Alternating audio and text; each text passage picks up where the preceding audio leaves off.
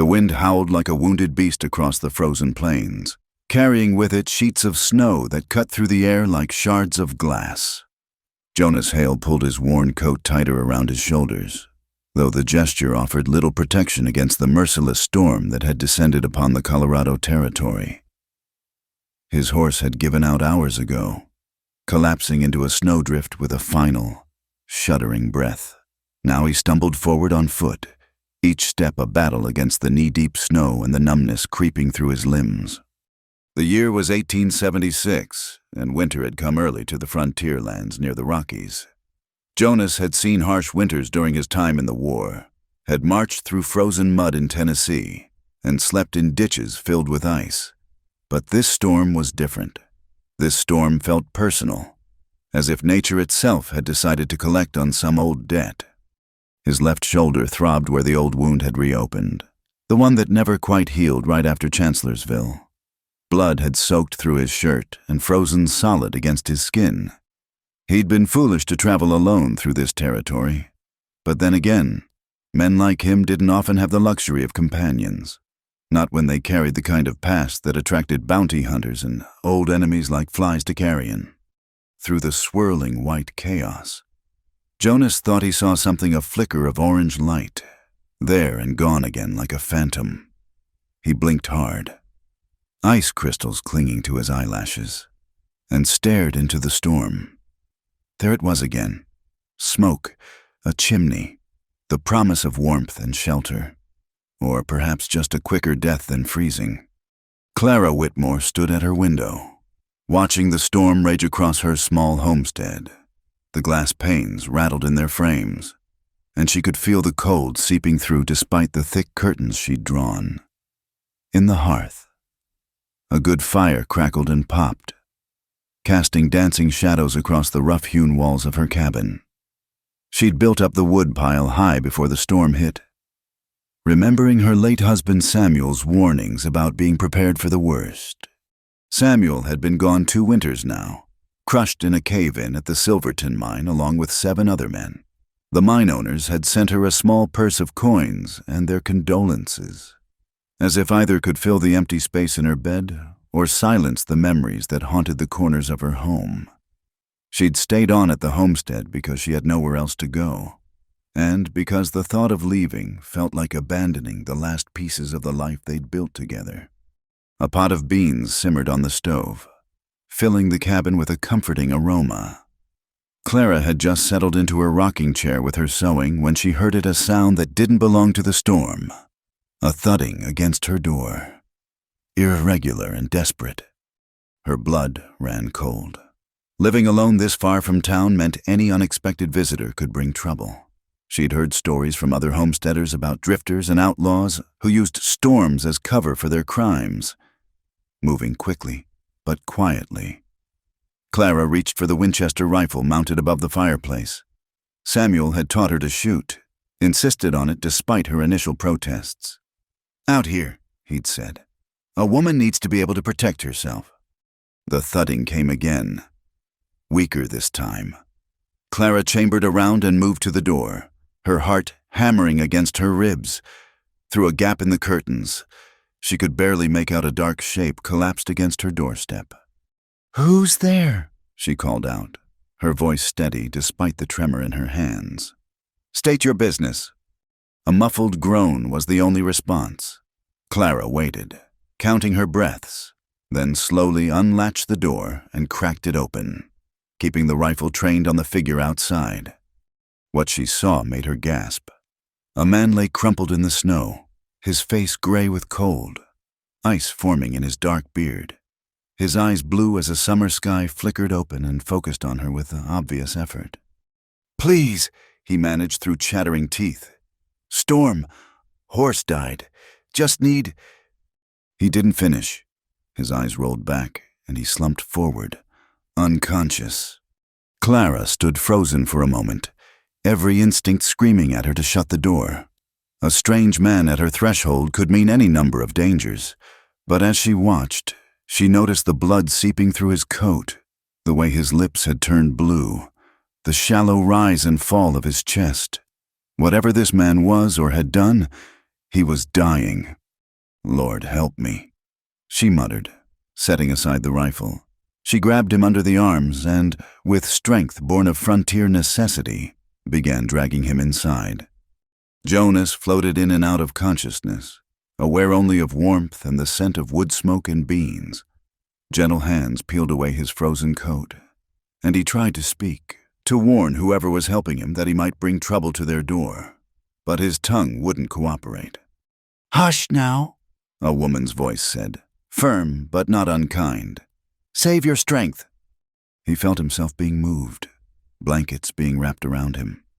Something hot pressed to his lips. Broth. He swallowed reflexively, the warmth spreading through his chest like liquid fire. When he finally managed to open his eyes fully, he found himself looking at a woman with auburn hair pulled back in a practical bun. Hazel eyes that held both wariness and concern. "You're awake," she said, stepping back and crossing her arms. He noticed she stayed within easy reach of a rifle leaning against the wall. Smart woman. "What's your name?" "Jonas," he croaked. "Jonas Hale. I'm grateful for your kindness, ma'am." "Clara Whitmore," she replied, studying him with those sharp eyes. "And it's too early for gratitude. You brought blood to my doorstep. Mr. Hale, that wound on your shoulder isn't from this storm." Jonas glanced down at his shoulder, where she'd cut away his shirt to reveal the ugly gash. 3 days ago, he admitted. Man tried to collect a bounty that doesn't exist anymore. I've got papers to prove it. But he wasn't the listening type. "And is he likely to come looking for you here?" "No, ma'am. He won't be looking for anyone anymore." Clara's expression didn't change, but something in her posture relaxed slightly. She'd lived on the frontier long enough to understand that sometimes violence found you whether you sought it or not. "I'll need to clean that wound properly," she said, moving to gather supplies. "It's starting to fester. You're lucky the cold slowed the infection." As she worked, Jonas studied his surroundings. The cabin was small but well-maintained, with touches that spoke of a woman's presence, checked curtains at the windows, a quilt folded neatly over a chair, dried flowers in a jar on the mantel. But there were also signs of solitude, only one plate set out for supper, a narrow bed in the corner, the way she moved through the space as someone long accustomed to having it to herself. "You live here alone?" he asked, as she cleaned the wound with something that burned like hellfire. Her hands paused for just a moment. "Yes." "That's dangerous for a woman." "That's necessary for this woman." She cut him off. "Hold still. This is going to hurt." She wasn't lying. Jonas gritted his teeth as she worked, cleaning out the infected tissue with a thoroughness that spoke of experience. When she finally finished and wrapped his shoulder in clean bandages, he was sweating despite the cold. "You've done this before," he observed. "My husband worked the mines. Men came home with worse than this regularly." Her voice was carefully neutral, but Jonas caught the past tense. "I'm sorry for your loss." Clara turned away, busying herself with putting away the medical supplies. "That was 2 years past. No need for condolences now." Outside, the storm continued its assault on the small cabin, wind screaming through the gaps in the logs like the voices of the damned. Jonas knew he should leave as soon as the weather cleared, knew that staying would only put this woman at risk. But as he sat there, warm for the first time in days, watching Clara move efficiently around her small domain, he felt something he hadn't experienced in years, a sense of peace, however temporary. "I'll be gone as soon as the storm passes," he said. "I don't want to bring you any trouble." Clara turned to look at him, and for the first time since he'd arrived, he saw a hint of a smile tug at the corner of her mouth. "Mr.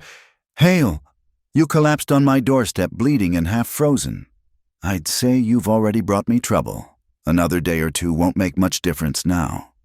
She served him beans and cornbread, and they ate in companionable silence while the storm raged on. Jonas couldn't remember the last time he'd sat at a proper table for a meal. Couldn't remember the last time food had tasted like more than just survival. As the night deepened, Clara made up a pallet for him near the fire. "You'll sleep here tonight," she said in a tone that brooked no argument. "That shoulder needs rest if it's going to heal proper." Jonas wanted to protest, to insist he could sleep in the barn, but the warmth of the fire and the softness of the blankets were already pulling him under. As he drifted off, he watched Clara settle into her rocking chair with her sewing, the firelight turning her hair to copper and gold.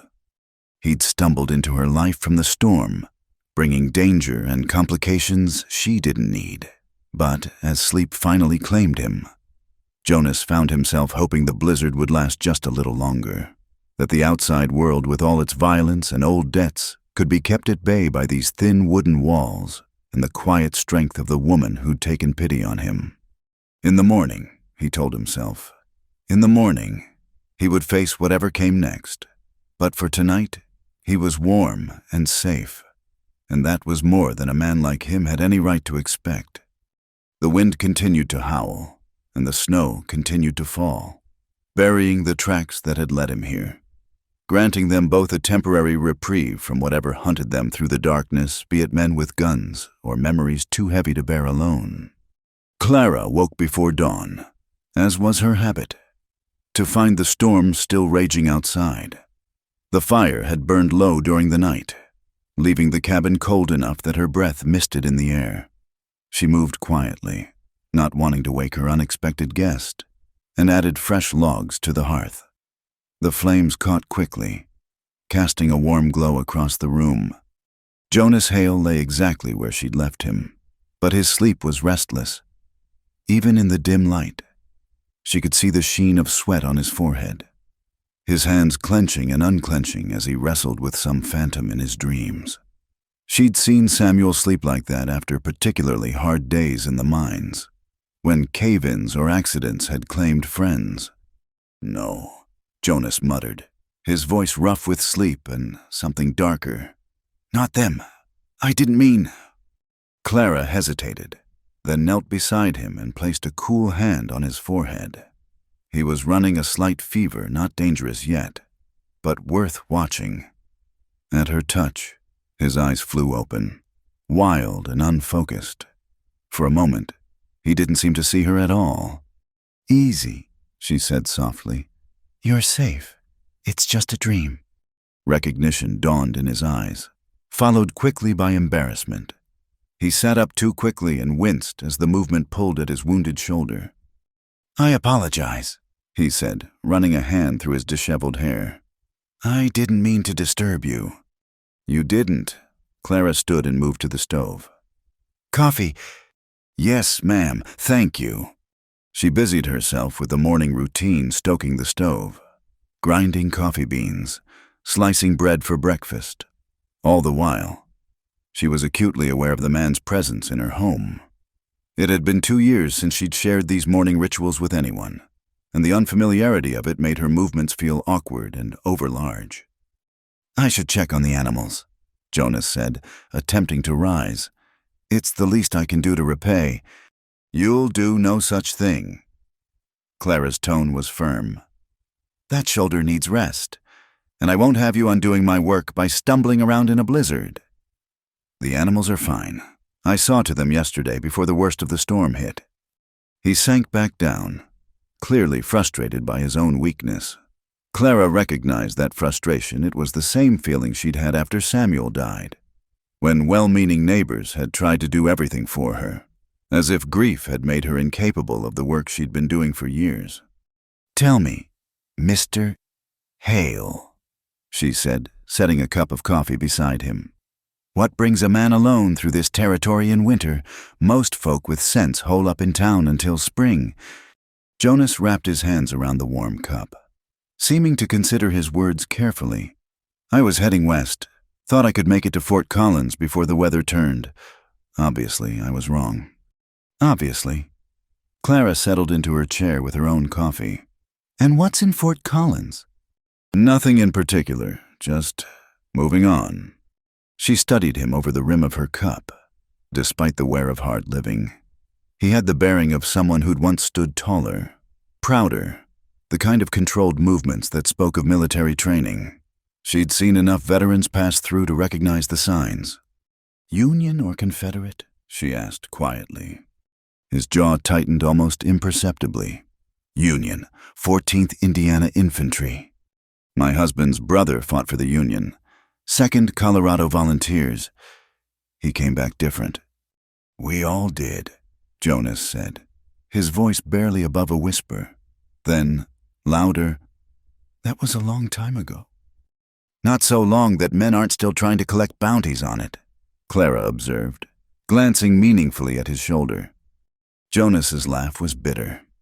"That had more to do with a card game in Denver than the war. Though I suppose the two get tangled up sometimes. Hard to leave the past buried when it keeps trying to dig itself up." They lapsed into silence, listening to the wind howl around the cabin. Clara found it strange how comfortable the quiet felt with Samuel. Silence had been easy because they knew each other's rhythms, could communicate without words. This was different, two strangers choosing not to fill the air with meaningless chatter. "I should tell you," Jonas said suddenly. "The man who gave me this wound, he wasn't alone. There were 2 others with him, and they rode off when things went badly. They might come looking." Clara set down her cup carefully. "And what should I expect if they do?" "Trouble." He met her eyes directly. "Which is why I should leave, storm or no storm. I won't bring danger to your door." "My door, my choice," Clara replied. "Besides, you wouldn't make it a mile in this weather. Look at yourself, you can barely sit up without going pale." As if to prove her point, Jonas swayed slightly, catching himself with one hand on the floor. Clara moved to check his bandages and found fresh blood seeping through.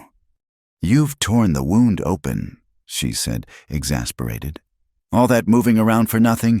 Now sit still while I fix this."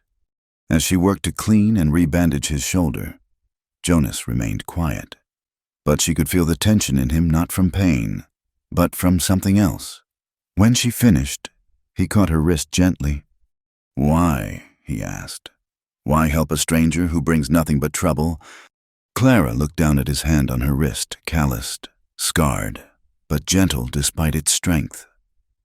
"Because," she said slowly, "turning away someone in need isn't who I am. It's not who Samuel and I were together, and it's not who I choose to be alone." She pulled her hand free and stood. "Now, you're going to rest while I see to the animals. There's more coffee on the stove and bread in the box. Don't try to be helpful." Clara bundled herself in her heavy coat and gloves, then pushed out into the storm. The wind hit her like a physical blow, driving snow into every gap in her clothing. The path to the barn was completely obscured, but she knew it by heart. One hand on the guide rope Samuel had strung for just such occasions. Inside the barn, the animals huddled together for warmth. 2 horses, a milk cow, and a handful of chickens. She spoke to them softly as she worked, the familiar routine calming her nerves. The presence of Jonas Hale in her cabin had unsettled something in her, awakened an awareness of her own solitude that she'd worked hard to suppress. When she returned to the cabin, she found Jonas had managed to drag himself to the window, where he stood watching the storm. "Looking for your pursuers?" she asked, stomping snow from her boots. "Habit," he admitted, turning from the window with a visible effort. "Hard to break." "Well, break it you must if that shoulder's going to heal." She guided him back to his makeshift bed. "I mean it. Mr. Hale, you're no good to anyone if you bleed to death on my floor." "Just Jonas," he said. "If I'm going to impose on your hospitality, we might as well drop the formalities." "Jonas, then—" The name felt strange on her tongue, too familiar for someone she'd known less than a day. "And you may call me Clara." The day passed slowly, marked only by the changing quality of light through the storm-darkened windows. Clara went about her usual tasks, mending, preparing meals, tending the fire while Jonas dozed fitfully. Sometimes she caught him watching her work, his expression unreadable. As evening approached, the storm showed signs of weakening. The wind still howled, but with less fury, and occasional breaks in the clouds revealed glimpses of sunset. "It'll clear by morning," Clara observed, ladling stew into bowls. "Then I'll be on my way."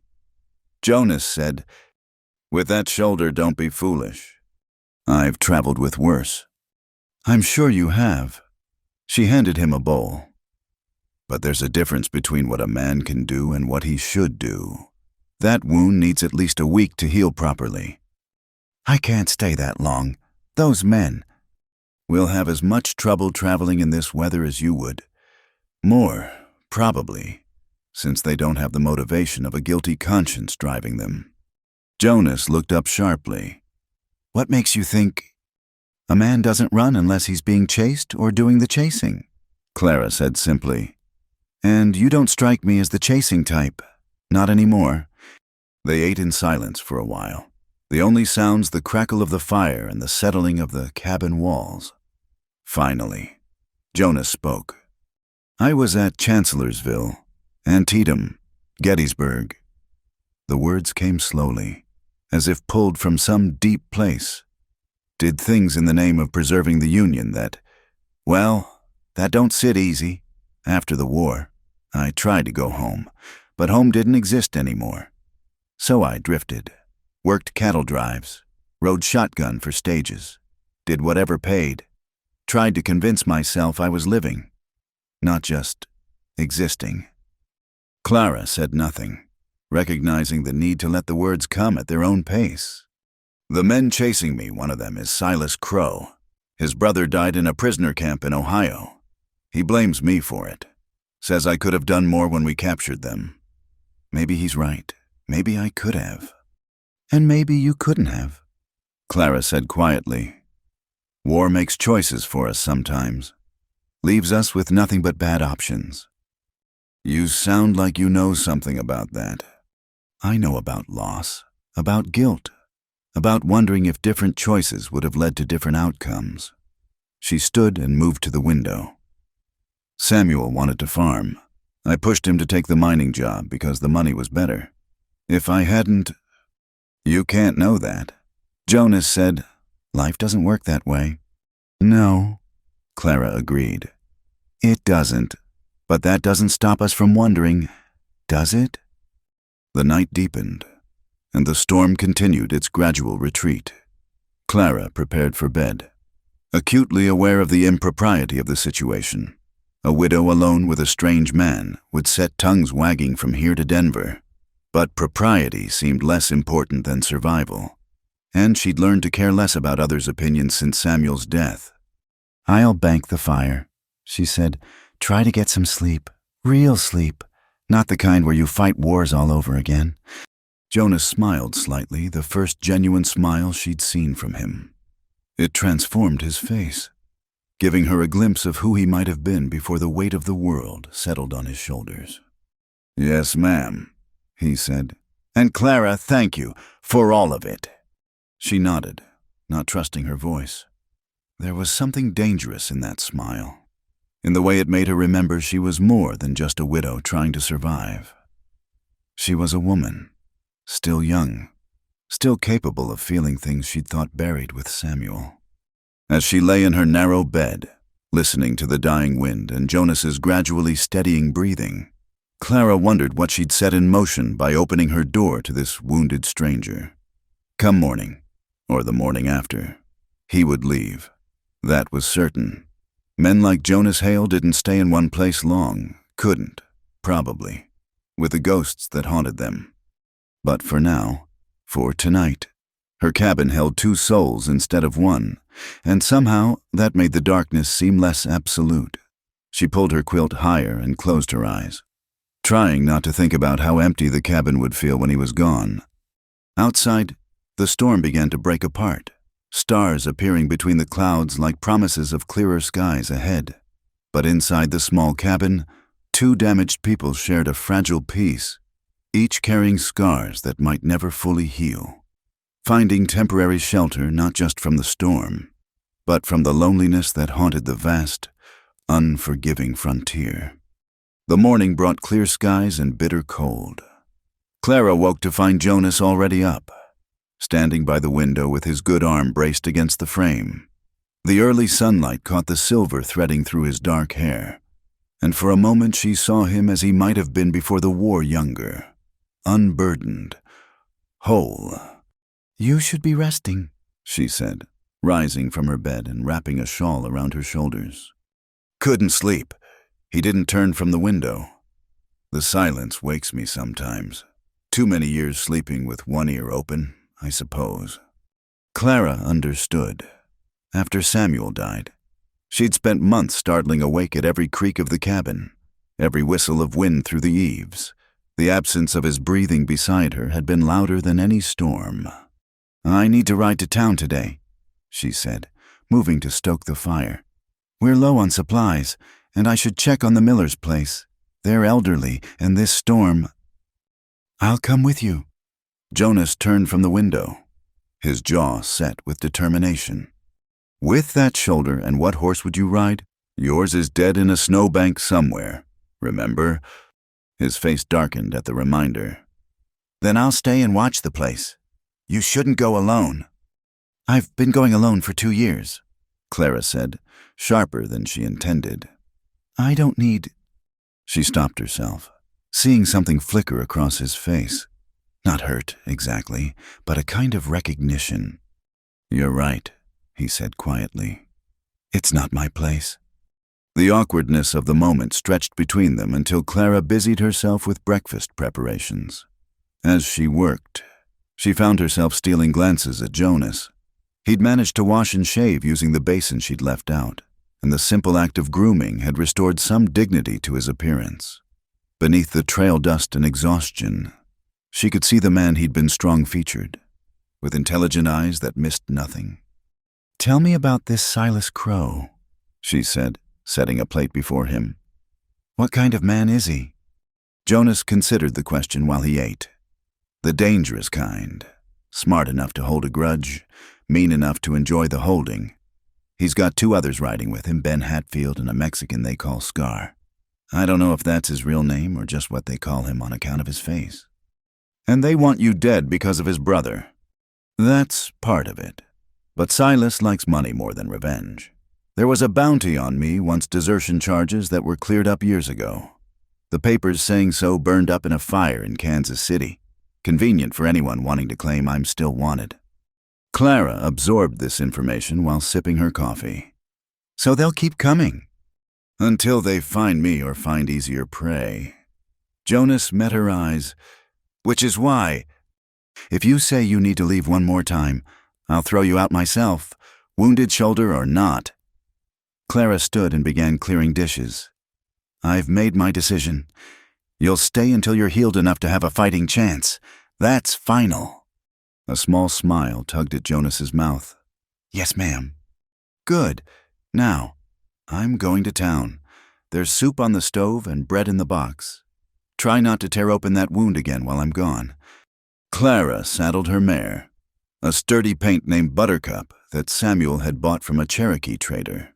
The horse was sure-footed and calm, essential qualities for navigating the snow-covered trail to town.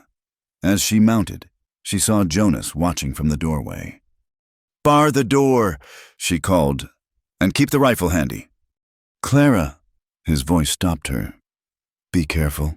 If they're looking for me, they might ask questions in town." She nodded, touched by his concern despite her determination to maintain independence. "I know how to handle questions. Jonas, been doing it since Samuel died, and every unmarried man in 3 counties decided I needed saving." The ride to Pine Ridge took twice as long as usual, the trail obscured by snowdrifts that Buttercup had to pick through carefully. Clara's thoughts kept drifting back to the cabin, to the man she'd left there. It was foolishness, she knew, to feel this pull toward someone she'd known for 2 days. But there was something about Jonas Hale that called to her perhaps the recognition of another soul carrying invisible wounds. Pine Ridge was barely more than a collection of buildings huddled against the mountain's base, a general store, a saloon, a small church, and a scattering of houses. But it was civilization of a sort, and Clara had learned to appreciate its modest comforts. She stopped first at the Miller's cabin on the outskirts. Martha Miller answered the door, her weathered face breaking into a smile. "Clara, dear, we were worried about you in that storm." "I'm fine. Martha, just checking you and George weathered it all right." "Oh, we're sturdy old birds," Martha said, though Clara noticed how she favored her left hip as she moved. "Come in, warm yourself." Clara spent a few minutes visiting, assured herself they had enough wood and food, then made her excuses. In town proper. She hitched Buttercup outside Morrison's general store and steeled herself for the inevitable questions. Mrs. Whitmore. Tom Morrison boomed as she entered, setting off the bell above the door. "Beginning to think that storm had swallowed you whole." "Not quite, Tom." She handed him her list. "Though it certainly tried." As Tom gathered her supplies, Clara became aware of a change in the atmosphere. Conversations had quieted, and she could feel eyes on her. She turned to find 3 strangers at the back of the store, watching her with undisguised interest. One of them, a lean man with pale eyes and a week's worth of beard, stepped forward. "Pardon me, ma'am. We're looking for someone might have passed through before the storm. Man about 40, dark hair, probably wounded. Goes by Jonas Hale." Clara's heart hammered, but she kept her expression neutral. "Can't say I've seen anyone like that. Course, I keep to myself mostly. What's he wanted for?" "Desertion," the pale-eyed man said. "Army's offering good money for his return." "Well, I hope you find him," Clara said calmly, "though I can't imagine anyone surviving that storm without shelter." The man's eyes narrowed slightly. "No, ma'am, neither can I." Tom Morrison, bless him, chose that moment to intervene. "That'll be $2.40. Mrs. Whitmore. You want I should add some of that tobacco Samuel used to favor?" "No, thank you, Tom." She paid quickly, aware of the stranger's continued scrutiny. As she loaded her supplies, the pale-eyed man appeared at her elbow. "Silas Crow," he said, touching his hat brim. "My associates and I are staying at the boarding house if you should remember anything. Widow woman living alone. Might be grateful for the reward money." "I'll keep that in mind." "Mr. Crow," Clara said, meeting his gaze steadily. "Good day to you." She rode out of town at a measured pace, resisting the urge to gallop. Only when Pine Ridge disappeared behind a rise did she allow Buttercup to pick up speed. Her hands shook on the reins, and not from cold. Jonas was pacing when she arrived, rifle in hand. The relief on his face when he saw her made something twist in her chest. "They're in town," she said without preamble as he helped her with the supplies. "Silas Crow and 2 others. They're asking questions."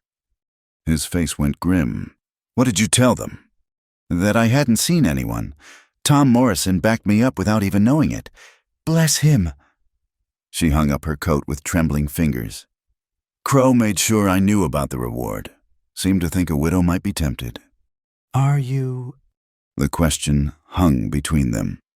Clara turned slowly. Seeing the resignation in his eyes, he expected betrayal. Had probably been betrayed before. "If I wanted you gone, Jonas, I'd have left you in the snow." She moved past him to stoke the fire. "Though now they know I exist. They'll be watching." "I'm sorry. I've brought this to your door despite—" "Oh, for heaven's sake," Clara whirled on him. "Stop apologizing. Yes, you've complicated my life. Yes, there's danger. But I made my choice with eyes open. I'm not some delicate flower who needs protecting from her own decisions." Jonas stared at her, and something shifted in his expression. "No," he said slowly. "You're not, are you?" They stood there, the space between them charged with an awareness that had nothing to do with danger and everything to do with the growing recognition between 2 people who'd thought themselves beyond such feelings. Clara broke the moment by turning to unpack supplies. "Crow said they're staying at the boarding house. That gives us time to figure out what to do." "We?" Jonas asked. "Unless you've got another nurse handy. Yes, we—" She began putting away goods with perhaps more force than necessary. "They won't move until the roads clear some. This cold will freeze the snow solid by tomorrow. Make for easier traveling. That gives us maybe 2 days. You could tell them I forced my way in. They'd believe it." Clara slammed a can onto the shelf. "Jonas Hale, if you suggest one more time that I should betray you, I swear I'll shoot you myself and save Crow the trouble." Despite everything, Jonas laughed a real laugh that transformed his face. "You'd do it too, wouldn't you?" "Without a second thought," Clara said, though she found herself fighting a smile. As evening fell, they worked together to secure the homestead. Jonas, despite his injury, insisted on helping bar the windows and checking the barn. Clara watched him work, noting how he moved through the space with increasing comfort, as if he belonged there. Over dinner, they really talked. Jonas told her about growing up in Indiana, about the farm his family had lost to debt, about enlisting young and idealistic and coming home someone his own mother barely recognized. Clara shared her own stories meeting Samuel at a church social, their dreams of children that never came, the crushing loneliness of that first winter alone. "Why didn't you go back east?" Jonas asked. "Family. Samuel was my family. My parents died of fever when I was 16. No siblings." She shrugged. "Besides, this is home now. Leaving would feel like giving up, I suppose." "I understand that," Jonas said quietly. "Though I've been running so long, I'm not sure I'd recognize home if I found it." The words hung in the air between them. Clara found herself studying his hands where they rested on the table, strong hands, scarred but gentle. She thought about what it might feel like to have those hands touch her with intention, not just the clinical contact of injury and care. "Clara," his voice was rough, "I need to tell you something. The full truth." She waited, heart hammering. "Silas Crow's brother, I did try to help him. Got him extra rations, tried to get him moved to the hospital tent, but I also—" He paused, struggling. "I also killed him. He tried to escape, came at me with a knife he'd hidden. It was him or me, and I chose me. Silas knows this. He's not just hunting a deserter, he's hunting his brother's killer." Clara absorbed this, then reached across the table to cover his hand with hers. "You defended yourself. That's not murder. Try telling that to a grieving brother." "I don't have to," Clara said firmly. "I only have to tell it to you. And maybe you need to tell it to yourself." Jonas turned his hand to grip hers, and they sat that way as darkness fell. Two people finding unexpected shelter in each other while danger prowled the edges of their temporary peace. The wolves came at midnight, their howls cutting through the still air like blades. Clara woke instantly, her hand reaching for the rifle beside her bed even before her mind fully registered the danger. In the main room, she heard Jonas moving, already alert. "How many?" he asked as she emerged, pulling her shawl tight. "Hard to say. 3, maybe 4. She moved to the window, peering out at the moonlit snow. Yellow eyes gleamed back at her from near the chicken coop. "They're after the chickens." "In this cold, they're after anything they can get," Jonas said, checking his revolver. His shoulder was still bandaged, but he moved with more ease than he had even yesterday. "We need to drive them off before they get bold enough to try for the horses." Clara nodded, her mind already calculating. Wolves were a fact of frontier life, but they rarely came this close to the cabin unless desperation drove them. The harsh winter had likely decimated the deer population, leaving the pack hungry enough to risk human territory. "I'll take the front window," she said, moving with practiced efficiency. "You take the side. Try not to kill them unless we have to. Ammunition's too precious to waste, and the sound will carry for miles." Jonas gave her a look of surprised respect. "You've done this before." "Every winter since we built here. Samuel used to say the wolves were just trying to make a living, same as us." She positioned herself at the window, easing the shutter open. "But that didn't mean we had to make it easy for them." They waited, watching the shadows move around the coop. The lead wolf, a massive gray male, circled the structure, testing for weaknesses. Clara admired his caution even as she lined up her shot. "On 3, she whispered. "Fire high, scare them off." But before she could count, one of the wolves found a loose board in the coop. The panicked squawking of chickens filled the air, and suddenly the pack surged forward. "Now," Clara fired, her shot kicking up snow inches from the lead wolf's feet. Jonas's revolver cracked a second later, and the pack scattered but not far. They regrouped at the edge of the clearing, pacing and snarling. "Stubborn beasts," Jonas muttered. "They're not giving up. They're starving." Clara reloaded, her movements automatic. "Look how thin they are." As if to prove her point, 2 of the wolves darted back toward the coop. Clara and Jonas fired again, driving them back, but it was clear this would be a long night. "We need to get out there," Jonas said. "Board up that loose plank before they—" "No." Clara's voice was firm. "That's what they're waiting for. One of us steps outside, and they'll have us. We hold position and—" A crash from the coop interrupted her. The wolves had found another way in, and the air filled with the sounds of frightened chickens and snarling predators. "Devil take it!"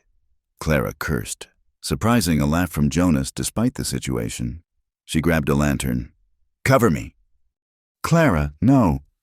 But she was already moving, throwing open the door and stepping into the bitter night. The lantern cast wild shadows across the snow as she fired into the air, shouting at the top of her lungs. "Get out! Go on! Get—" The wolves froze, caught between their prey and this fierce woman with fire in one hand and thunder in the other. Jonas appeared beside her, his revolver trained on the pack leader. "Easy," he murmured, whether to Clara or the wolves. She wasn't sure. Nobody needs to die tonight. For a long moment, predator and human faced each other across the frozen ground. Then the lead wolf made a sound not quite a growl, not quite a whine, and the pack melted back into the darkness. They didn't go far. Clara could see their eyes gleaming from the tree line. But they'd ceded the immediate battle. "Inside," Jonas said, his hand on Clara's elbow. "Before they change their minds." They backed toward the cabin, never turning from the watching wolves.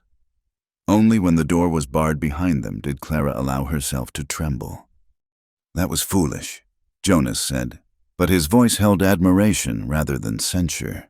"Brave, but foolish." "Those chickens are all I have for eggs until spring," Clara said, setting down the lantern with shaking hands. "I can't afford to lose them." "You can't afford to lose your life either." "Can I?" The words came out sharper than intended. Clara turned away, wrapping her arms around herself.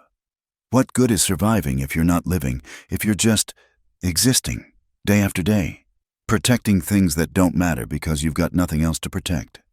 She felt rather than heard Jonas move closer. "Clara." "I'm sorry." She pressed her palms to her eyes. "I don't know why I said that." "Because it's true," Jonas said quietly.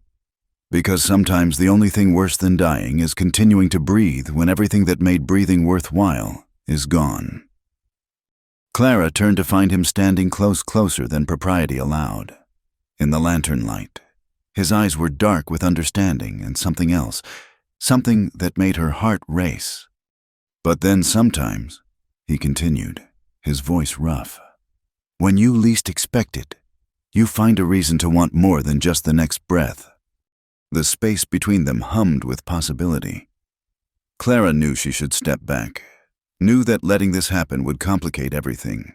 But she was tired of being sensible, tired of being strong, tired of pretending her heart had been buried with Samuel. "Jonas," she whispered, and it was invitation and warning all at once. He raised his hand slowly, giving her time to retreat, and touched her face. His fingers were gentle, reverent, as if she were something precious and breakable. "I should walk away," he said. "A better man would." "I don't want a better man," Clara said, covering his hand with hers. I want... He kissed her. It wasn't gentle, it was desperate. Hungry. The kiss of two people who'd forgotten they could feel anything beyond grief and survival. Clara's hands fisted in his shirt, pulling him closer, and he made a sound against her mouth that sent heat racing through her veins. The kiss broke like a fever, leaving them both breathing hard. Jonas rested his forehead against hers, his hands shaking where they cradled her face. Clara, he said again, her name a prayer and a curse. I know, she whispered. I know all the reasons this is foolish. You'll leave when you're healed. Crow will come. You've got ghosts to run from. And I've got a life that doesn't have room for... He kissed her again. Softer this time, tasting of coffee and promise and inevitable goodbye. When he pulled back, his thumb traced her bottom lip. Your touch, he said roughly, scorches me beyond desire, makes me want things I'd convinced myself I'd never want again. A home, a reason to stop running, someone to protect besides myself. Clara felt tears prick her eyes. Don't make promises you can't keep. I'm not. He stepped back, putting necessary distance between them. I'm telling you what you do to me, what this, he gestured between them, means, even if it can't last. They stood there, the cabin suddenly too small for all the things unsaid between them. Outside, a wolf howled, lonely and defiant against the night. We should check the damage, Clara said finally, voice steady despite the tremor in her hands. Board up the coop before they come back. Together, Jonas said, and she knew he meant more than just the immediate task. They worked side by side in the cold, patching the broken boards, counting the losses, 2 chickens gone, but the rest safe. The wolves watched from the forest, patient as winter itself. They'll be back, Clara said as they finished. Probably. Jonas secured the last board. But not tonight. They've learned we're not easy prey. Back inside, they cleaned up in silence, both aware of how the night had shifted something fundamental between them. When Clara finally spoke, her voice was soft but certain. I'm not sorry it happened. Neither am I. Jonas touched her hand briefly as he passed. But Clara, when Crow comes, and he will come, we'll face it. She met his eyes. Together, until we can't anymore. He nodded, understanding the promise and the limitation in her words. They'd found each other in the storm. 2 damaged souls seeking shelter. Whether that shelter could withstand what was coming remained to be seen. As Clara banked the fire for the night, she thought about the wolves, driven by hunger to risk everything for survival. Perhaps she and Jonas weren't so different creatures of loss and longing, circling the warmth they craved, knowing it might cost them everything, but unable to resist the pull. Good night, Jonas, she said, pausing at her bedroom door. Good night, Clara. His voice was soft. Thank you for all of it. She nodded and closed the door, leaning against it as her heart hammered in her chest. Through the thin wood, she could hear him settling onto his pallet, the rustle of blankets, the soft sigh as he found a comfortable position. The wolves howled again, farther away now, and Clara pressed her fingers to her lips where the taste of him lingered. She'd taken him in from the storm, and now the storm was inside her, wild and dangerous and absolutely necessary. Tomorrow would bring new challenges. Crow would grow impatient. The weather would clear. Decisions would have to be made. But tonight, she'd been kissed by a man who saw her not as a widow to be pitied or a woman to be saved, but as someone fierce and whole and worth wanting. For the first time in 2 years, Clara Whitmore fell asleep with a smile on her lips and hope in her heart, even as danger circled in the darkness, patient as winter wolves. The sound of horses woke Clara before dawn. She lay still, listening to the crunch of snow beneath hooves, the low murmur of men's voices. 3 riders, maybe 4, circling the property like the wolves had done nights before, but these predators were far more dangerous. She slipped from bed and padded barefoot to the main room, where Jonas was already at the window, fully dressed. He'd heard them too. "Crow," she whispered. "Has to be. They're checking the barn, looking for signs." He turned to her, his face grave in the pre-dawn darkness. "I should go out there. Face them before—" "Before what? Before they burn us out, before they use me to draw you out?" Clara shook her head. "We agreed. Together." Through the shutters, they watched lantern light bob around the barn. Clara's heart clenched. Buttercup was in there, along with the milk cow, but after several tense minutes, the men emerged empty-handed and moved toward the cabin. Mrs. Whitmore. The voice was Silas Crow's, conversational despite the early hour.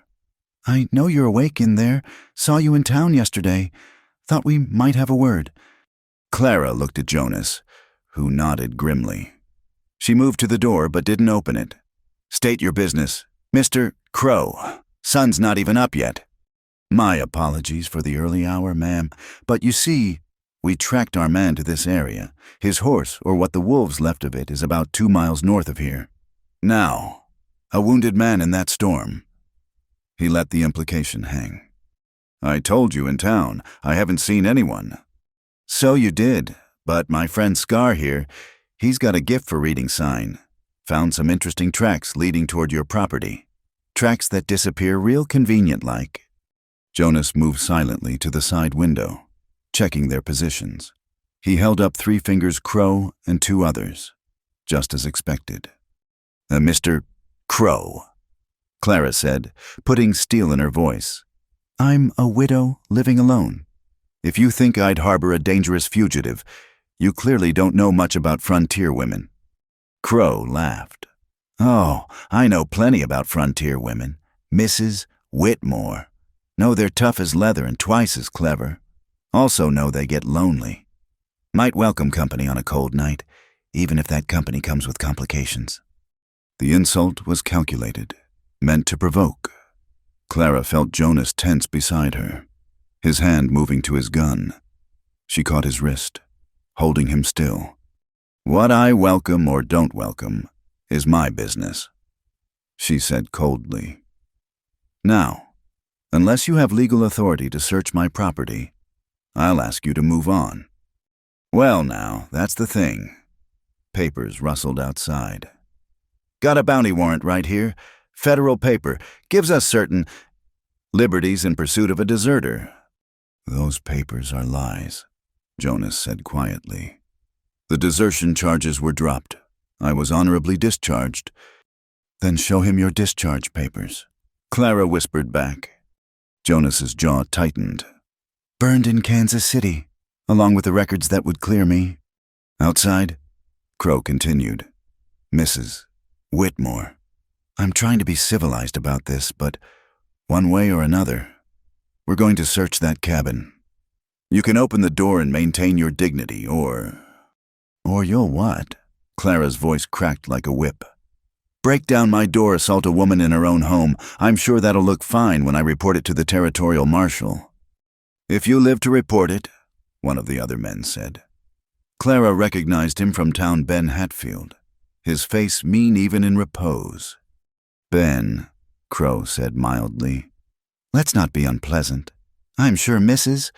Whitmore is going to cooperate. Aren't you, ma'am?" Clara felt the walls closing in. They were trapped, outnumbered. But then she remembered something the root cellar. Samuel had dug it deep, with a hidden compartment for valuables. It might work.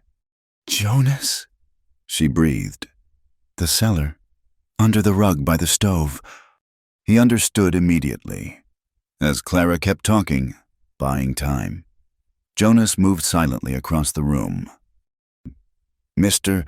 Crow," Clara said, "I need a moment to dress properly. I won't receive men in my night clothes."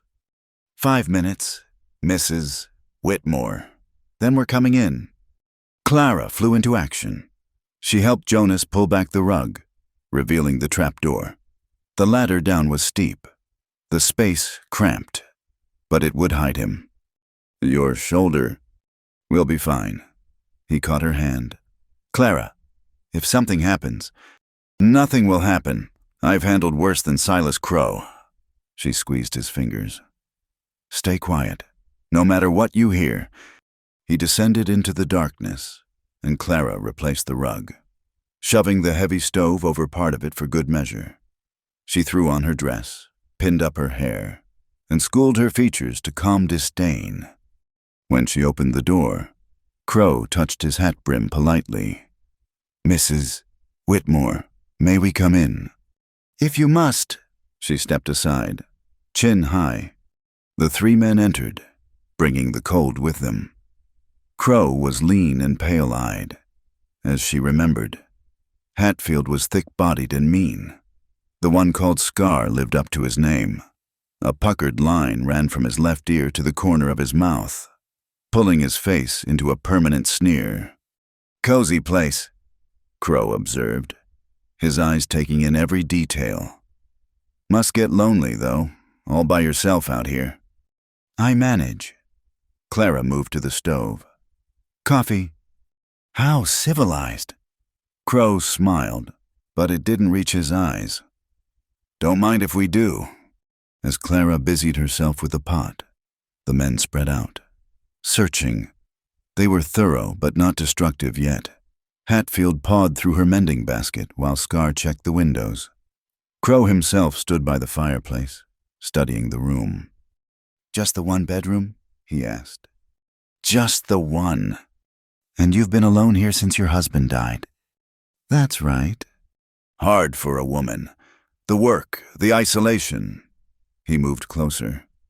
Might make a person do things they wouldn't normally do. For companionship. For protection. Clara met his gaze steadily. Or it might make a person stronger. Self-sufficient. Is that what you are, Mrs. Whitmore, self-sufficient? Before she could answer, Scar spoke from near the stove. Boss, look at this. Clara's heart stopped. Had they noticed the rug? But Scar was pointing at something else. Jonas's blood on the floorboards, faint but visible despite her scrubbing. Well, Crow said softly. Looks like someone's been bleeding in here recently. I butchered a deer last week. Clara said quickly. Messy business. In your house, not in the barn. Storm was coming. I was in a hurry. Crow knelt by the stain, touched it with one finger. Funny thing about blood? Mrs. Whitmore, animal blood and human blood, they dry different. This here, he looked up at her. This is human. Clara said nothing, her mind racing. Beneath her feet, Jonas waited in darkness, dependent on her cleverness. You know what I think? Crow stood, dusting off his hands. I think Jonas Hale did make it here. I think you took him in, good Samaritan that you are. Patched him up.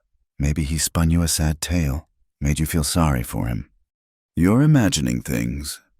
Am I? Then you won't mind if we check that bedroom.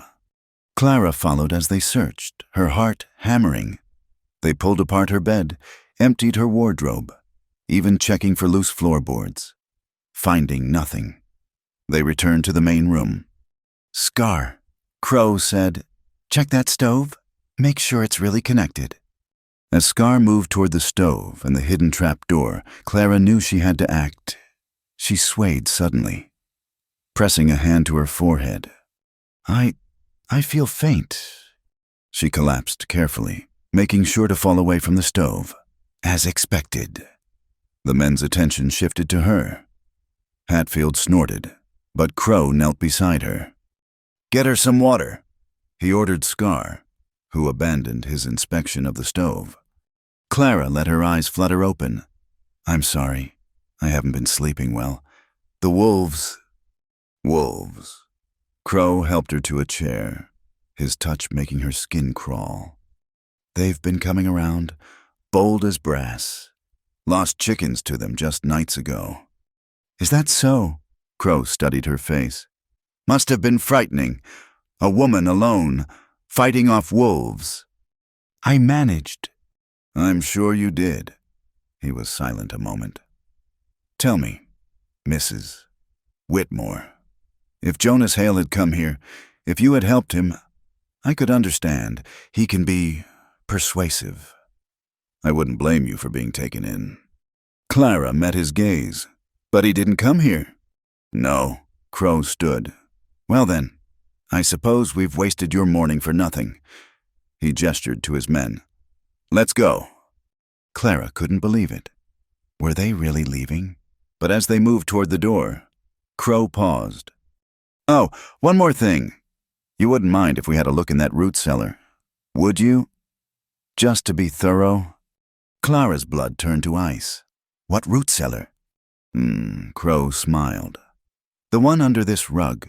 Scar noticed the edges while he was getting your water. You frontier women and your hidey holes. He nudged the rug with his boot. Shall we have a look? Clara stood slowly. There's nothing down there but preserves and potatoes. Then you won't mind us checking. She was trapped. If she refused, they'd know. If she agreed, Jonas was down there, wounded, with nowhere to run.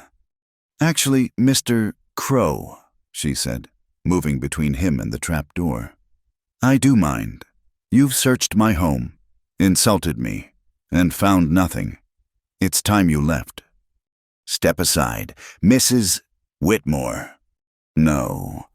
The word hung in the air like a challenge. Hatfield's hand moved to his gun. Boss, let me... Wait.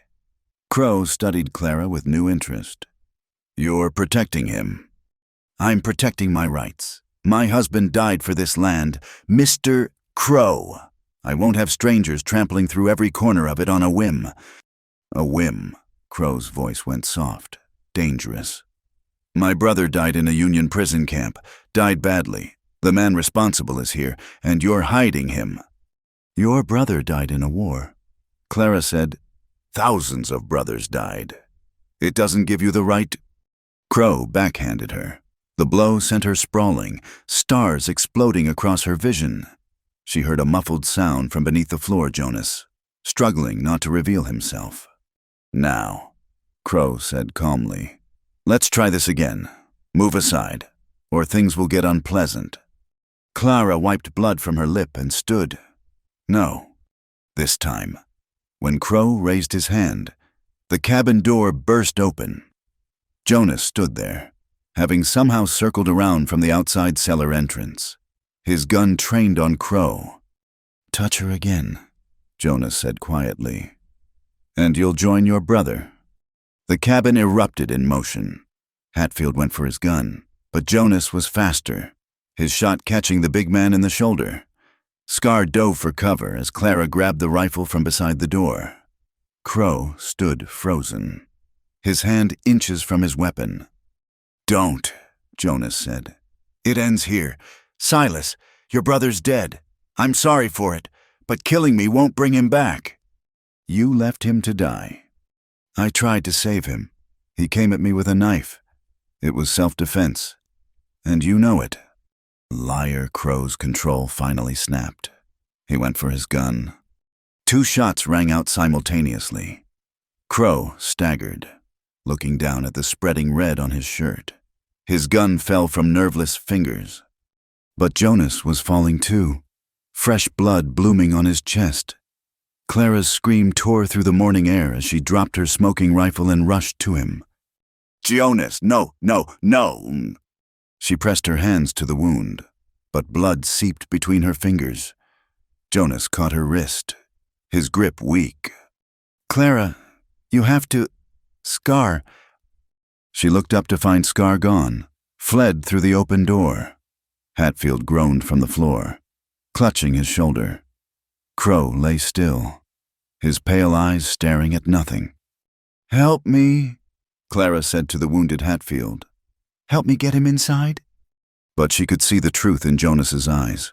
The wound was bad, maybe fatal. After all they'd survived, it might end here, in blood and gun smoke, with the morning sun streaming through her cabin door like a mockery of hope. Blood, So much blood. Clara pressed harder against Jonas's chest, her hands slick and trembling. The morning sun streamed through the open door, illuminating the carnage. Silas Crow motionless on the floor, Hatfield groaning in the corner, and Jonas, her Jonas, fighting for each breath. "Stay with me," she commanded, her voice steady despite the terror clawing at her throat. "You don't get to die on my floor.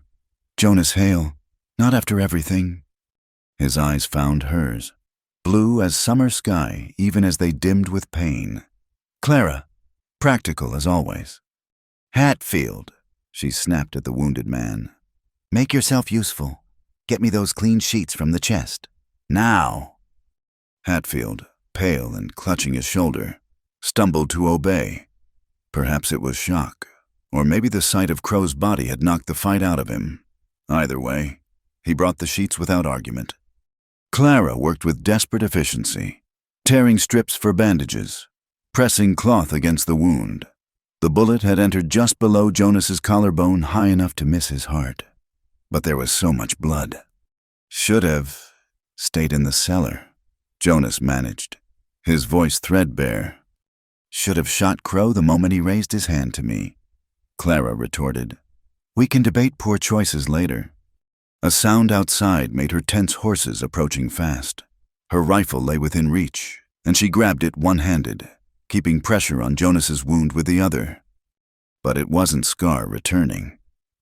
Tom Morrison from the general store appeared in the doorway, followed by Marshal Wade Bennett and 2 deputies. They surveyed the scene with professional calm. "Mrs. Whitmore," the marshal said. "We heard shots. Scar came tearing through town like the devil was after him." "These men forced their way into my home," Clara said, not loosening her grip on either Jonas or the rifle. "That one," she nodded at Crow, "struck me when I refused to let them search my root cellar. Mr. Hale defended me." Marshal Bennett was a fair man, one of the few Clara trusted. He took in her split lip, the overturned furniture, Crow's fallen gun, and Hatfield. "He drew first," Jonas whispered. "I shot to wound. Crow wouldn't stop." "That's true, Marshal," Hatfield said unexpectedly. Everyone turned to stare at him. He was gray-faced, swaying on his feet. He wasn't right in the head about his brother. We came here for a bounty, but he wanted blood." Bennett nodded slowly. "Tom, ride back to town. Fetch Doc Hartman, fast as you can." As Morrison departed, the marshal turned to his deputies. "Let's get this sorted." The next hour passed in a blur. Doc Hartman arrived, taking over Jonas's care with gruff competence. Clara hovered close, refusing to be displaced, until the doctor fixed her with a stern look. "I can't work with you breathing down my neck. Clara, go wash that blood off your hands. This'll take time." She retreated reluctantly, scrubbing at the sink until her skin was raw.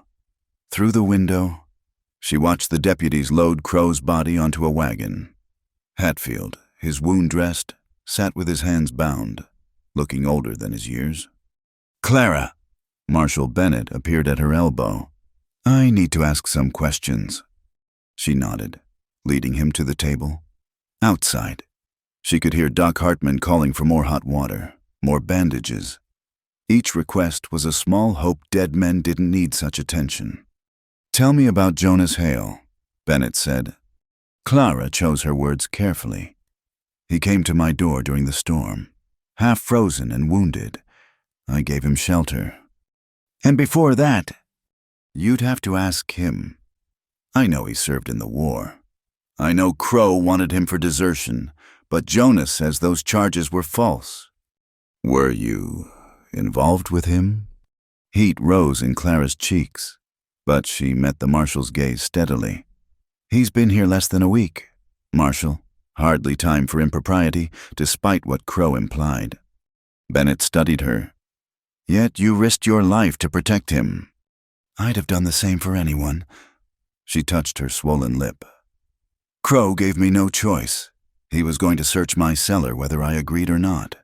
When I stood my ground, he struck me. What happened after? It happened fast. Hatfield backs your story. Says Crow was obsessed, that this was personal, not professional. Bennett leaned back. I'll need to verify Hale's claims about the desertion charges. But if what he says is true... It is true. Jonas's voice, weak but clear, came from the doorway. He leaned heavily on Doc Hartman, bandaged and pale but upright. My discharge papers burned, but Colonel Morrison at Fort Bridger can confirm. He signed them himself. You should be lying down, Clara said, starting to rise. In a moment. Jonas's eyes never left the marshal. I killed Silas Crow's brother. That part's true, but it was self-defense during an escape attempt. The war was ending. Everyone knew it, but James Crow wouldn't wait. Came at me with a sharpened spoon handle.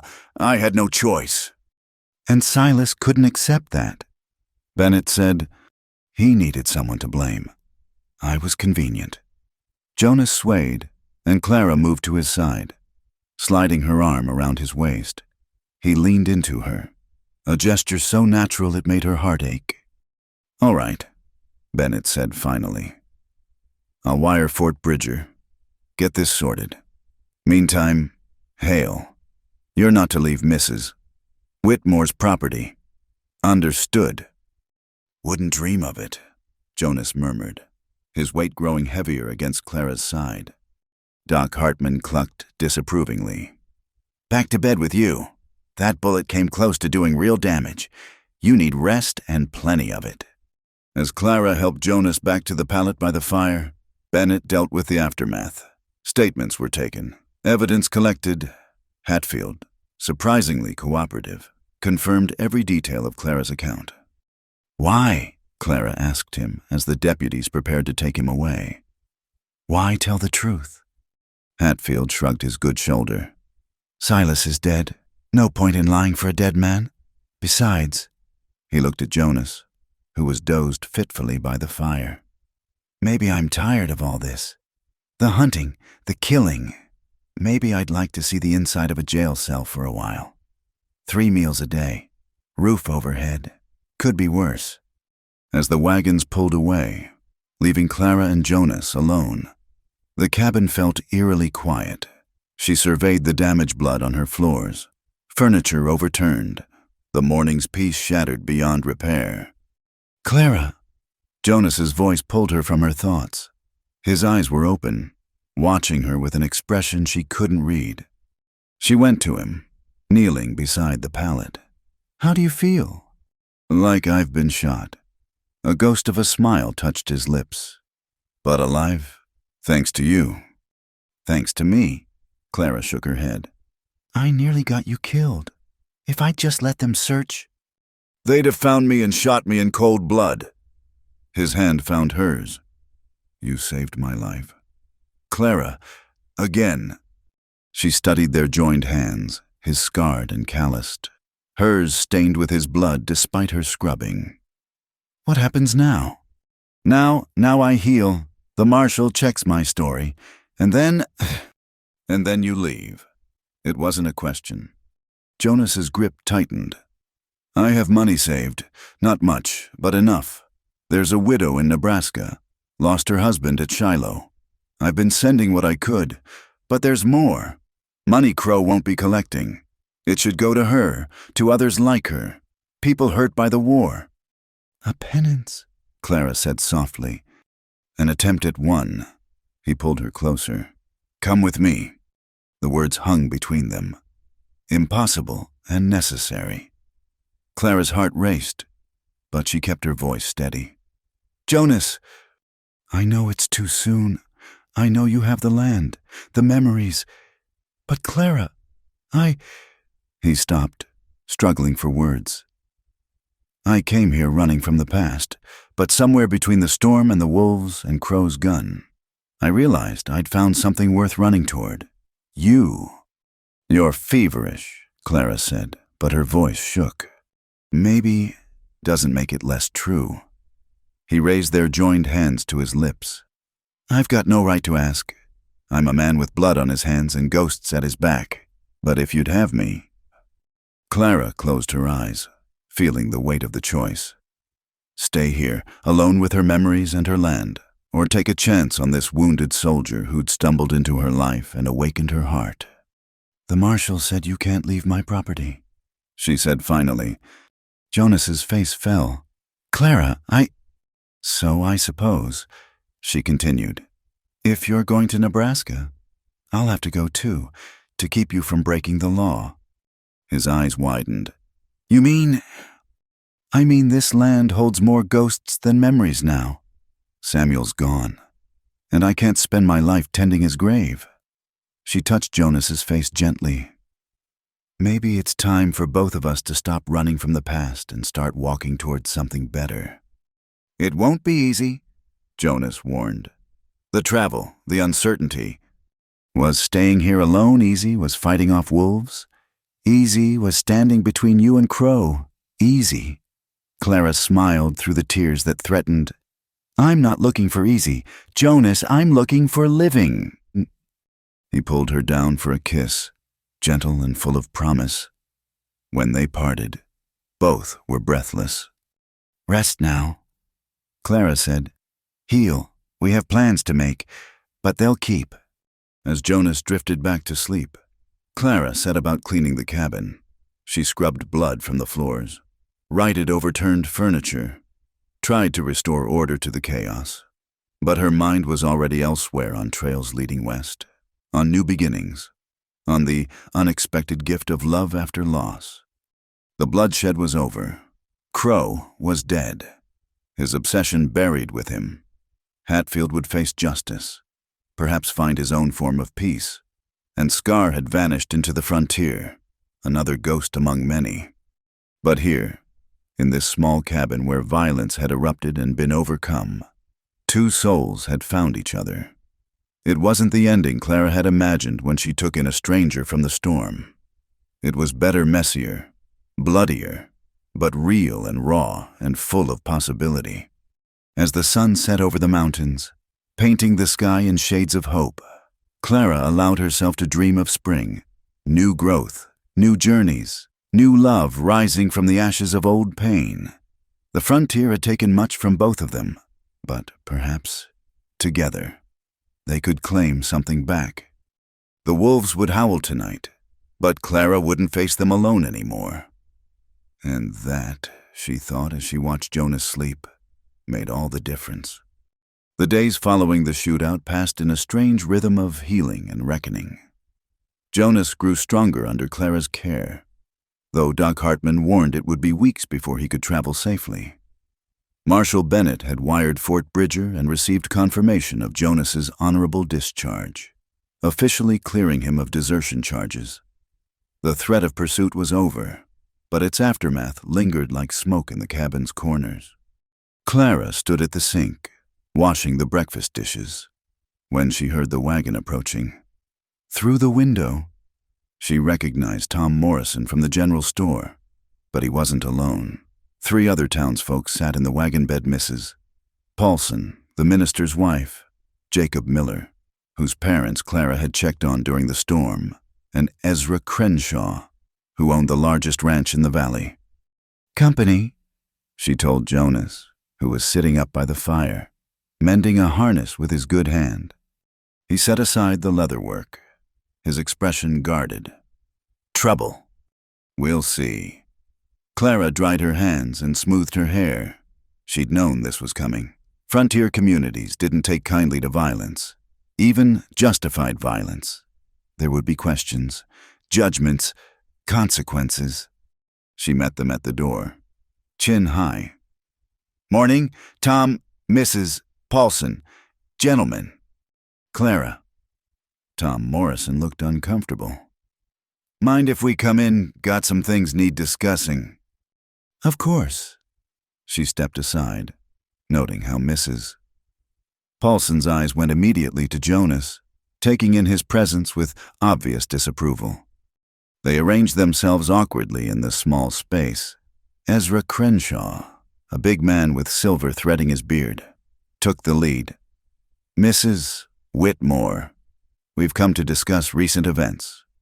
"The shooting was justified," Clara said firmly. "Marshal Bennett—" "We're not questioning the marshal's findings," Crenshaw interrupted. "But there are other considerations. This is a peaceful community. We can't have gunfighters and their feuds bringing violence to our doors." "I'm not a gunfighter," Jonas said quietly. "I'm a veteran who was hunted by men who wouldn't accept the war's end." "Mrs. Paulson sniffed. "Be that as it may, Mr. Hale, you brought danger to one of our most vulnerable citizens, a widow, living alone." "I'm standing right here, Mrs. Paulson," Clara cut in. "And I'm perfectly capable of deciding who poses a danger to me. Jonas Hale protected me when Silas Crow raised his hand to me in my own home. Where were all of you then?" "Now, Clara," Tom Morrison said gently, "no one's saying you did wrong, but facts are facts. Man's dead on your property. That kind of news travels, might bring more trouble. Or might warn other troublemakers to stay away." Clara countered. Jacob Miller, young and earnest, spoke up. "My parents said you checked on them during the storm. Mrs. Whitmore said you've been nothing but kind since your husband passed. We're not here to condemn. We're here to help." "Help?" Jonas's voice carried an edge. "How exactly—" Crenshaw cleared his throat. "I'm prepared to make a fair offer for your land. Mrs. Whitmore, cash money, enough to start fresh somewhere else, somewhere without complications." The cabin fell silent. Clara felt Jonas tense beside her, but she kept her own expression neutral. "You want to buy me out?" "It's a generous offer," Crenshaw continued, "more than the land's worth. Truth be told, but I value peace in this valley." "And you think I disturb that peace? I think recent events have put you in an untenable position." "Mrs. Paulson said, a woman alone, now associated with violence. It's not proper. Not safe." Clara laughed, sharp and bitter. "Not proper. I've been improper since the day I refused to sell to you after Samuel died. Mr. Crenshaw, since I decided to work my own land instead of marrying the first man who offered to save me." She stood, energy crackling through her. "You want me gone not because of Jonas or Crow, but because I remind you that women can survive without your protection." "Clara," Tom Morrison tried again. "That's not—" "Isn't it?" She whirled on him. "Where were these concerns for my safety when I was fighting off wolves alone, when I was hauling water in blizzards, mending fences, birthing calves in the dead of night? You were happy to let me struggle then. But now, when I've shown I can defend my home, suddenly I'm a problem." "You killed a man, Mrs. Paulson said coldly. "I defended my home," Clara shot back. "My property, my guest. If that makes me unwelcome here, then maybe it's time I moved on. But it'll be on my terms, not because you've decided I'm too inconvenient." Jonas stood carefully, moving to Clara's side. "The lady's made her position clear. I think it's time you folks headed back to town." Crenshaw's face darkened. "You don't give orders here. Hale." "No," Clara said. "I do. And I'm asking you to leave. All of you. Tom, I'll still need supplies from your store. I trust that won't be a problem." Morrison shook his head quickly. "Course not. Clara, your money's always good." The delegation filed out, Mrs. Paulson's back rigid with indignation. Only Jacob Miller paused at the door. "My parents wanted me to thank you again, and to say, well, they think you did right, standing your ground." He glanced at Jonas. "Both of you." After they left, Clara sank into a chair. Suddenly exhausted, Jonas sat beside her, his hand finding hers. "Well," he said, "that was pleasant." "Despite everything," Clara laughed. "Welcome to frontier social politics, where defending yourself is less acceptable than dying quietly. Crenshaw's been after your land. Since the day Samuel died, this just gives him a new angle." She squeezed Jonas's hand. But I meant what I said. When I leave when we leave, it'll be because we choose to, not because they've driven us out. A knock at the door interrupted them. Clara tensed, but Jonas was already moving, hand near his gun despite his injury. "Who's there?" Clara called. "It's Martha Miller, dear Jacob's grandmother." Clara opened the door to find the elderly woman alone, carrying a covered basket. "Martha, you shouldn't have come all this way." "Nonsense. These old bones need the exercise." She bustled inside, setting the basket on the table. "Fresh bread and preserves. Figured you might need some comfort food after that pack of hypocrites left." "You saw them." "Passed them on the road. Mrs. Paulson looked like she'd swallowed a lemon." Martha's eyes twinkled. "Good for you. Standing up to her. Woman's had too much say in this town for too long." She turned to Jonas, studying him with shrewd eyes. "You're the one who protected our Clara." "She protected herself. Ma'am, I just helped a little." Martha nodded approvingly. "Good answer. Man who tries to take credit for a woman's courage isn't worth much." She patted Clara's cheek. "You've got the whole town talking, dear. Half think you're a scandal, half think you're a hero." "And which half are you?" Clara asked. "Oh, I'm too old to pick sides, but I know courage when I see it." Martha pulled on her gloves. "You planning to stay or go?" Clara glanced at Jonas. "Go. Eventually. There's nothing left for me here but ghosts." "Then go with my blessing. Samuel would want you happy, not tied to this land like some monument to grief." Martha moved to the door, then paused. "That money Crenshaw offered, take it. Bleed him for every penny. Man's been buying up widows' lands for years, paying pennies on the dollar. Time someone got the better of him." After Martha left, Clara and Jonas sat in companionable silence, sharing the fresh bread. The morning's confrontation had crystallized something for Clara she'd been living in limbo, neither fully grieving nor fully living. It was time to choose. "I need to visit Samuel's grave," she said suddenly. Jonas looked at her carefully. "Do you want company?" "Yes." The answer came without hesitation. "I need to say goodbye properly. To him, to this place. I couldn't before. But now." They walked slowly, accommodating Jonas's injury, to the small cemetery plot on the hill behind the cabin. Samuel's marker was simple: his name, dates, and beloved husband, carved in granite. Clara had visited weekly at first, then less often as the months passed. Guilt and duty had brought her here, not comfort. Now she knelt by the stone, one hand on the cold granite. "I'm leaving, Samuel. I know you'd understand. You always said I was too stubborn to quit, but sometimes knowing when to leave is its own kind of strength." The wind whispered through the pines, and for a moment Clara could almost hear Samuel's laugh. He'd been a good man, steady and kind. They'd built a life together, and losing him had nearly broken her. But she was still here, still breathing, still capable of love. "I met someone," she continued softly. "He's nothing like you, all sharp edges where you were smooth, haunted where you were peaceful, but he makes me feel alive again. I think you'd like him, once you got past wanting to punch him for courting your widow." Jonas stood quietly behind her, giving her space but staying close. That was what she needed now, not someone to replace Samuel, but someone to walk beside her into whatever came next. Clara rose, brushing dirt from her skirts.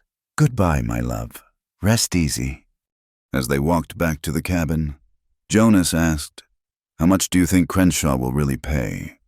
"For land with water rights and good grazing, more than he wants to." Clara smiled, and it held an edge. Martha's right. Time someone got the better of him. "You're going to negotiate?" "I'm going to take him for everything I can. We'll need money for traveling, for starting over." She glanced at him. "For finding those war widows you want to help."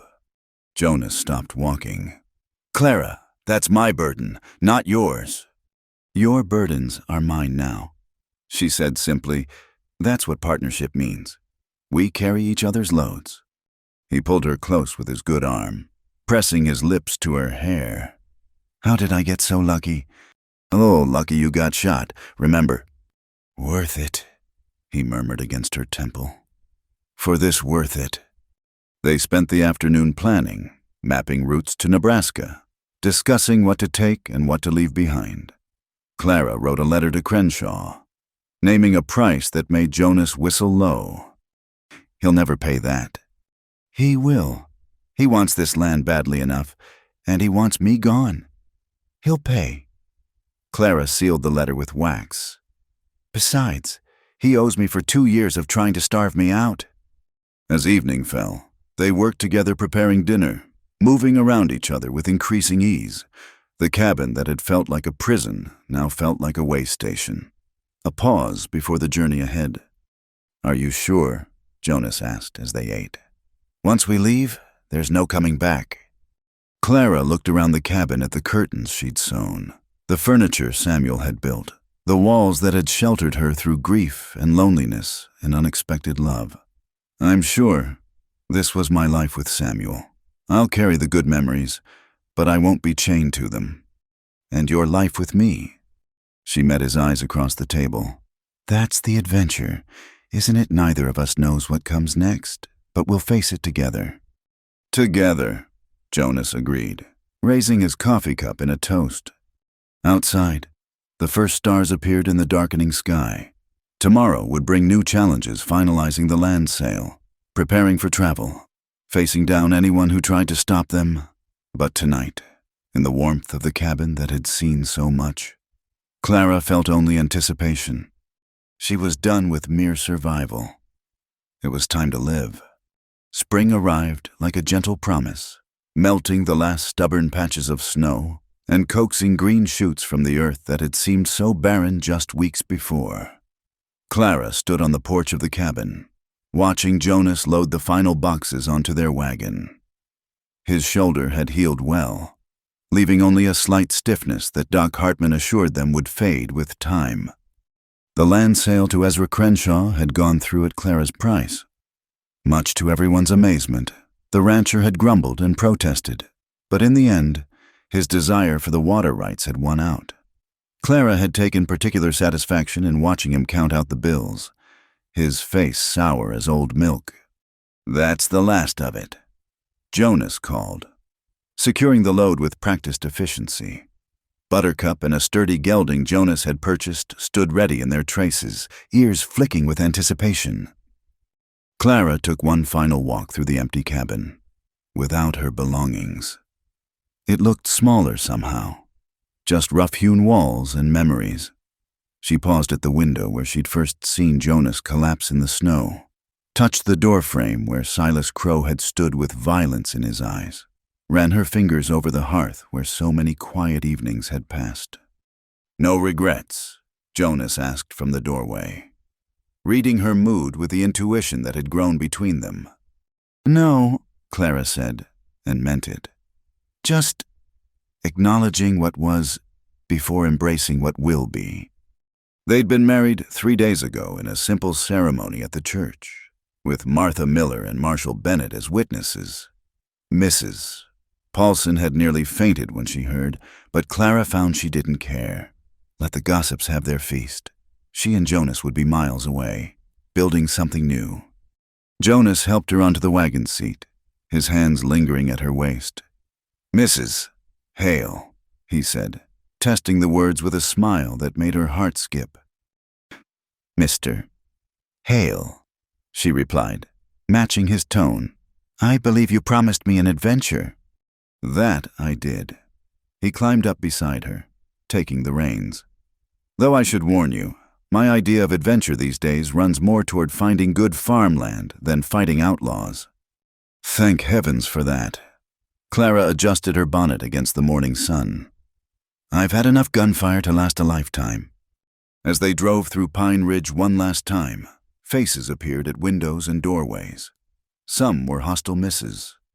Paulson turned her back pointedly as they passed, but others waved, called out well wishes, Tom Morrison stepped out of his store to tip his hat, and Doc Hartman raised a hand in farewell from his office steps.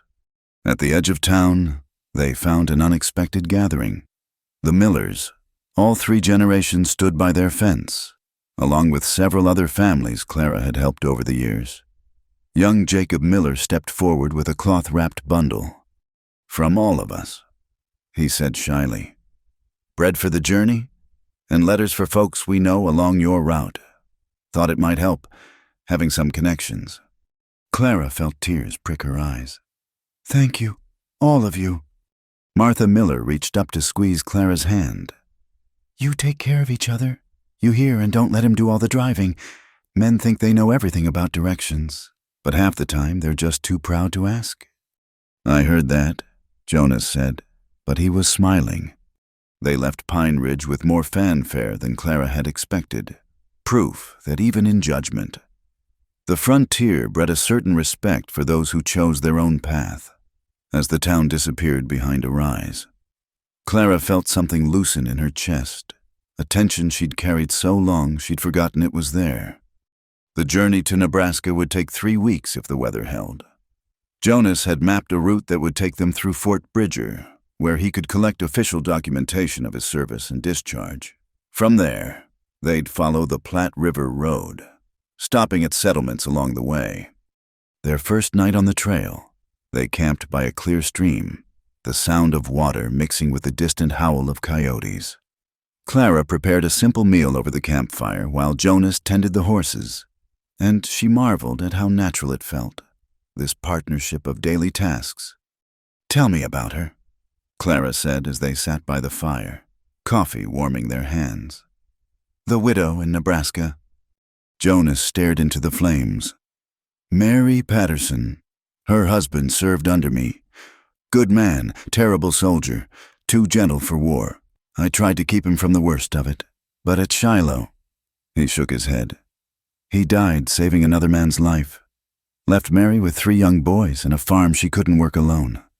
You've been helping her all this time." "When I could." It wasn't enough. Jonas met her eyes across the fire. "There are others too. Families torn apart. Women trying to hold on to land they can't work. Children growing up without fathers. The war ended 11 years ago, but its wounds are still bleeding." Clara moved to sit beside him, leaning into his warmth. "So we'll help heal them. Together. It won't be easy work," Jonas warned. "Some won't want help, especially from someone who wore blue. Others might resent charity." "Then we won't offer charity," Clara said firmly. "We'll offer partnership, work for wages, shared crops, whatever preserves their dignity while providing aid." She'd been thinking about this since Jonas first mentioned his mission. "I know what it is to be a widow, to have people assume you're helpless. These women need respect as much as they need assistance." Jonas pressed a kiss to her temple. "Have I told you today how remarkable you are?" "Only twice," Clara teased. "You're falling behind." They traveled steadily, making good time on roads dried by spring sunshine. At Fort Bridger, Colonel Morrison himself met with Jonas, providing not only the promised documentation but also a list of other veterans who might need assistance. "Hail," the colonel said, shaking Jonas's hand firmly. "Good to see you found some peace. And Mrs. Hail," he bowed to Clara. "You've got yourself a good man. Stubborn as a mule and twice as tough, but good." "I'm learning that, Colonel," Clara replied, enjoying the way Jonas's ears reddened. They stayed in the fort's guest quarters that night, their first real bed since leaving Pine Ridge. As Clara brushed out her hair, Jonas watched from the doorway with an expression that made her pulse quicken. "What are you thinking?" she asked. "That I'm the luckiest man alive," he said simply. "To have found you, to have this chance at something better. I don't deserve it." Clara set down her brush and went to him, framing his face with her hands. "None of us deserve grace. Jonas, that's what makes it grace. We just accept it and try to pass it on." He kissed her then, deep and sweet, and Clara marveled at how different everything felt now. The passion was there, that scorching need that had first sparked between them, but it was tempered by tenderness, by the security of vows spoken and promises made. They reached the outskirts of Willow Creek, Nebraska, on a glorious May morning. The Patterson farm sat at the end of a rutted lane, fields lying mostly fallow, fence posts leaning at tired angles, but smoke rose from the chimney, and chickens pecked in the yard, signs of life persisting despite hardship. "You're nervous," Clara observed, feeling the tension in Jonas's shoulders. "What if she doesn't want to see me? What if my help just reminds her of what she's lost?" "Then we'll respect her wishes and find another way to help." Clara squeezed his hand. "But Jonas, you won't know until you try." A woman emerged from the house as their wagon approached, thin, careworn, but with a straight spine and wary eyes. 3 boys of varying heights flanked her, the oldest perhaps 14, all sharing their mother's defensive posture. Mrs. Patterson," Jonas called, pulling the wagon to a stop at a respectful distance. "It's Jonas Hale. I knew your husband." Mary Patterson's face went through a series of expressions. Surprise. Grief. Something that might have been hope. "Captain Hale, is that really you?" "It is. And this is my wife, Clara." Jonas climbed down slowly, as if approaching a spooked animal. "I know it's been a long time, but I needed to come." "Mama," the oldest boy said quietly. "That's him, the one who sends the money." Mary's composure cracked. Oh, Lord!" She pressed a hand to her mouth, tears streaming. We heard you were dead. That bounty hunters." "Not dead," Jonas said gently. "Just took a while to find my way." He gestured to the wagon. "We've brought some supplies. Seed corn, tools, fabric, and an offer, if you'll hear it." It took time, cups of tea, careful conversation. The boys slowly losing their wariness. Clara found herself drawn to the middle child, Thomas, who reminded her painfully of the children she'd never had. But as the afternoon wore on, the shape of possibility began to emerge. The Pattersons needed help bringing in a crop. Jonas and Clara needed a base while they reached out to other families. They could work the land together, share the proceeds, give Mary breathing room to decide her future without the immediate pressure of survival. "Why?" Mary asked finally. "Why would you do this?" Jonas looked at his hands. "Because your husband died under my command. Because I came home and he didn't. Because—" He glanced at Clara. "Because I've learned that the only way to heal some wounds is to help heal others." They stayed for supper, planning and organizing. The boys peppered Jonas with questions about their father, hungry for stories of the man they barely remembered. Clara helped Mary with the dishes, recognizing the pride that made accepting help so difficult. "He's a good man," Mary said quietly. "Your husband? James wrote about him in his letters. Said Captain Hale tried to keep them all safe, carried the weight of every loss." "He still does," Clara replied, "but we're working on that." As they prepared to leave, they'd found lodging in town. While establishing their presence, the youngest Patterson boy tugged on Clara's skirt. "Will you come back tomorrow?" "Every day," Clara promised. "Until the planting's done and the fences are mended." The ride to town was quiet, both of them processing the emotional weight of the day. Finally. Jonas spoke. It was harder than I expected, seeing his eyes in those boys' faces. "But necessary," Clara said, "for them and for you." "For us," Jonas corrected. "None of this works without you, Clara, your strength, your wisdom. I'd have botched it completely alone."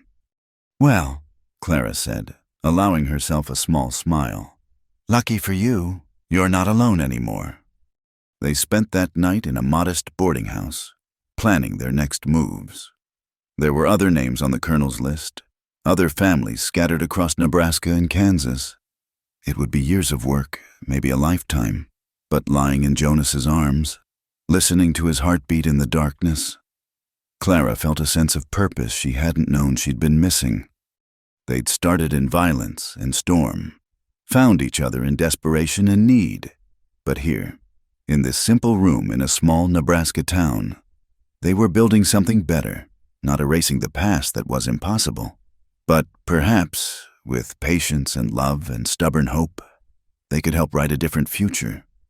"I love you," Jonas whispered into the darkness.